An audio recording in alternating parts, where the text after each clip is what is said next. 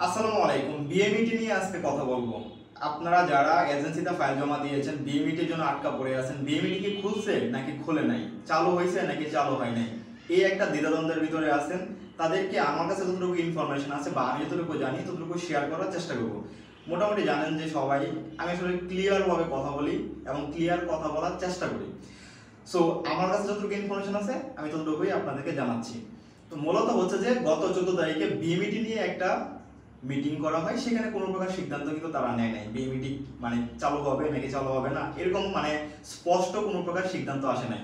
তারপরে কি হয়েছে, 20 তারিখে কিন্তু আপনার বিএমইটির আন্দোলন, বিএমইটি নিয়ে একটা আন্দোলন ডাক দেওয়া হয়েছে, কিন্তু সেই আন্দোলনটা হয় না। 20 তারিখ থেকে বিএমইটি চালু করবে এটা জানানো হয়েছে, অফিসিয়াল ভাবে জানানো হয়েছে যে 20 তারিখ থেকে বিএমইটি চালু, এবং যাদের ভিসা মানে ইস্যু হয়েছে সবার বিএমইটি হবে, কোনো বাধ্যবাধকতা নেই, সবার বিএমইটি হবে।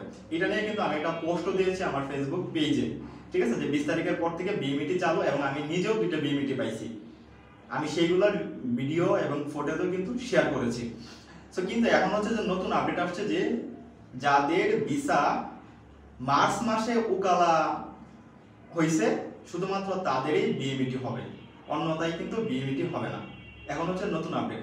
সো পরবর্তীতে যাদের ভিসা ইস্যু হয়েছে তারা কি হবে সেটার আপডেট এখন পর্যন্ত জানানো হয় নাই, পরবর্তীতে জানাইলে সেটা আপনাদেরকে জানাতে পারবো। এই ছিল বিষয়। আমরা কিন্তু সবাই জানি যে আগে কিন্তু বিএমইটির যে অফিসিয়াল ওয়েবসাইট ছিল সেখান থেকে বিএমইটি হতো, তো সেখান থেকে বিএমইটি হতো, তারপরে আমি প্রবাসী অ্যাপস থেকে হতো, তারপরে নতুন একটা ওয়েবসাইট, সেখান থেকে কিন্তু বিএমইটি কিন্তু রিসেন্ট 20 তারিখের পর থেকে এটাও বন্ধ করে দিছে কিনা এখনো সঠিক জানি না, কিন্তু নতুন আরেকটা ওয়েবসাইট থেকে তারা বিএমইটি করবে এমনটা জানানো হয়েছে আর কি। সো যারা হচ্ছে যে বিএমইটি নিয়ে দ্বিধাদ্বন্দ্বে ছিলেন, এতটুকু জানার পরে হয়তো বা বুঝতে পারছেন যে এজেন্সিরা কেন সঠিক তথ্য দিতে পারতেছে না। এই চালু হচ্ছে, আপনাকে বলতে চালু হয়েছে, এই বন্ধ হয়ে যেতেছে, হচ্ছে না, তখন কিন্তু আপনি দ্বিধাদ্বন্দ্বের মধ্যে ভুগতেছেন। সো এই প্রবলেমটা যেন আপনারা না হন বা সঠিক ইনফরমেশনটা পান, সেটার জন্য আমার এই কথাগুলো বলার। সো আরেকটা বিষয় কিন্তু এখানে থেকে যাদের ভিসা ইস্যু হয়েছে তারা কিন্তু এই দ্বিধাদ্বন্দ্বের ভিতরে পড়ে কিন্তু ভিসার মেয়াদ গুলো চলে যাচ্ছে। সো এটা কিন্তু আরেকটা জরিমানা বা হচ্ছে যে মানে একটা ঝামেলা।